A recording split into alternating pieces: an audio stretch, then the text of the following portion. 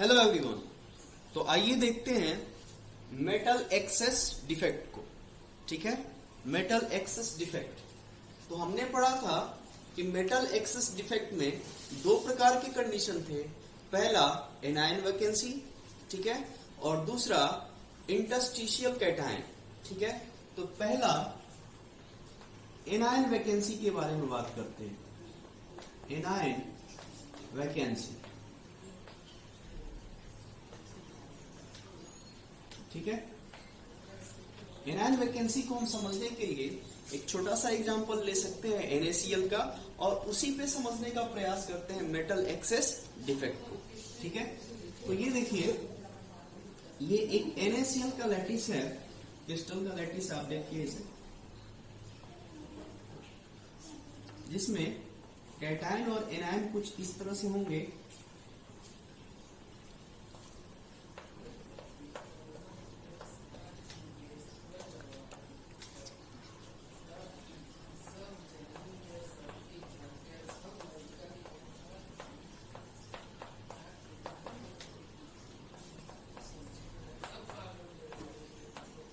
ठीक है, आप देख सकते हैं यहां पर Na plus Cl minus Na plus Cl minus Cl minus Na plus Cl minus Na plus Cl minus Na plus Cl minus.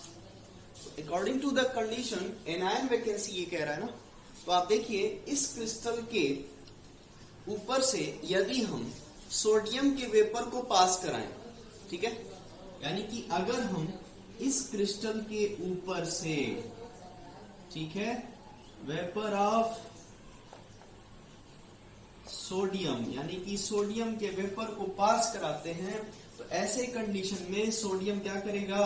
Sodium अपने एक इलेक्ट्रॉन को निकालेगा, ठीक, और पॉजिटिव चार्ज जनरेट करेगा अपने ऊपर, ठीक, क्योंकि हम जानते हैं कि मेटल क्या होता है, जो एक इलेक्ट्रॉन डोनेट करके और पॉजिटिव चार्ज को बनाए। ठीक, तो ये पॉजिटिव चार्ज बनाएगा, और जैसे ही पॉजिटिव चार्ज बनाएगा इस लैटिस के अंदर, यानी कि ये जो हम वेपर फॉर्म कर रहे हैं सोडियम की वजह से, इस सोडियम की वजह से, यानी कि जो सोडियम आयन है इसकी वजह से ये अट्रैक्ट करेगा इसके एक एनायन को, यानी कि Cl माइनस को ये अट्रैक्ट करेगा, और अट्रैक्ट करके क्या बना लेगा? Na plus plus Cl minus, ये बन जाएगा NaCl।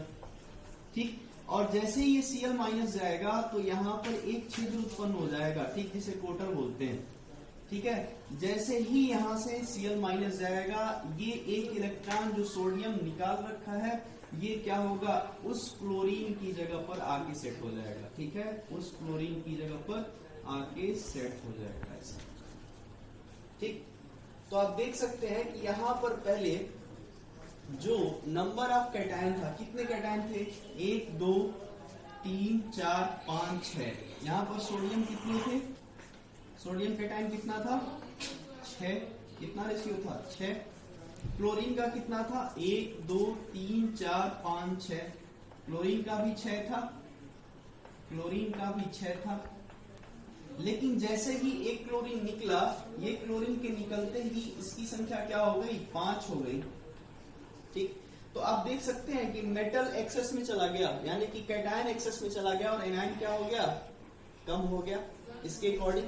ठीक है, तो ये मेटल एक्सेस में जाते ही हम क्या कहेंगे? Metal access defect. ठीक, बात समझ में आ रहा है कि नहीं? फिर से समझिए कि एनायन वैकेंसी यहाँ क्या कह रहा है। एनायन वैकेंसी यानी कि हमने एक छोटा सा एग्जांपल NaCl के लिए लिया हुआ है। NaCl का एक लैटिस है यहाँ पे, ठीक है, और इस पे हम सोडियम के वेपर को पास करा रहे हैं। पास कराने की वजह से सोडियम वेपर फॉर्म से एक इलेक्ट्रॉन, मतलब कि एक इलेक्ट्रॉन यहाँ से निकालेगा, और ये क्या करेगा? सोडियम आयन के रूप में हो जाएगा, और ये अट्रैक्ट करेगा इस लैटिस से क्लोरीन को, और क्लोरीन को अट्रैक्ट करके बना लेगा NaCl, नमक आप जानते ही होंगे। ठीक, और जैसे ही यहाँ पे जगह खाली होगा, एनायन वैकेंसी होगी, वहां पर सोडियम द्वारा त्याग किए गए इलेक्ट्रॉन जो एक इलेक्ट्रॉन त्याग किया है ये सोडियम, वो उसकी जगह पर अपने आप को एडजस्ट कर लेगा, और इस एक इलेक्ट्रॉन के एडजस्ट करने की वजह से इस पूरे लैटिस की जो इलेक्ट्रिकल न्यूट्रलिटी होती है वो मेंटेन रहती है। चाहे वो कैटायन अधिक हो जाए या एनायन कम हो जाए, फिर भी इस लैटिस की इलेक्ट्रिकल न्यूट्रलिटी क्या होती है, मेंटेन रहती है, ठीक। और इस एक इलेक्ट्रॉन जो यहाँ पर आके सेट हुआ है इसको क्या कहते हैं, इसको एफ सेंटर कहते हैं, ध्यान रखिएगा, इसको एफ सेंटर कहते हैं। यानी कि इसको आप एफ सेंटर या भी कलर सेंटर भी कह सकते हैं, ठीक है ना, इसको एफ सेंटर या फिर कलर सेंटर कह सकते हैं। अब इस डिफेक्ट की वजह से क्या प्रॉपर्टी उत्पन्न होती है उसे देखिए। पहला प्रॉपर्टी क्या होता है, इस डिफेक्ट की वजह से, चूंकि एक इलेक्ट्रॉन, ये हमको फ्री इलेक्ट्रॉन मिल गया ना इस पूरे लैटिस में, तो हम जानते हैं कि जब फ्री इलेक्ट्रॉन अगर हमें लैटिस में मिलता है तो क्या होता है, उसकी इलेक्ट्रिकल कंडक्टिविटी बढ़ जाती है, ठीक है, इलेक्ट्रिकल कंडक्टिविटी बढ़ जाती है, ठीक है, क्योंकि इलेक्ट्रॉन क्या है, फ्री में है ना, यहाँ से इस पूरे लैटिस में फ्री में है, ठीक है, फ्री स्टेट में है, जिसकी वजह से इलेक्ट्रिकल कंडक्टिविटी बढ़ गई। दूसरा क्या हो गया, ये लैटिस पैरामैग्नेटिक बिहेव करेगा, बिहेवियर हो जाएगा इसका, पैरामैग्नेटिक बिहेवियर हो जाएगा, ठीक है। और इसमें आप देख सकते हैं ये चूंकि लैटिस जब विदाउट डिफेक्ट था, मतलब NaCl का ये जो क्रिस्टल है जब विदाउट डिफेक्ट था, विदाउट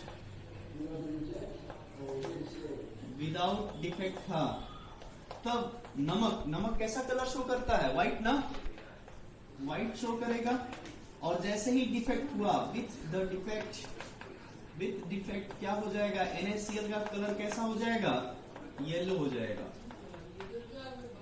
जाएगा। इसी प्रकार LiCl, ठीक है, इसका कलर पिंक हो जाता है। और KCl का कलर क्या हो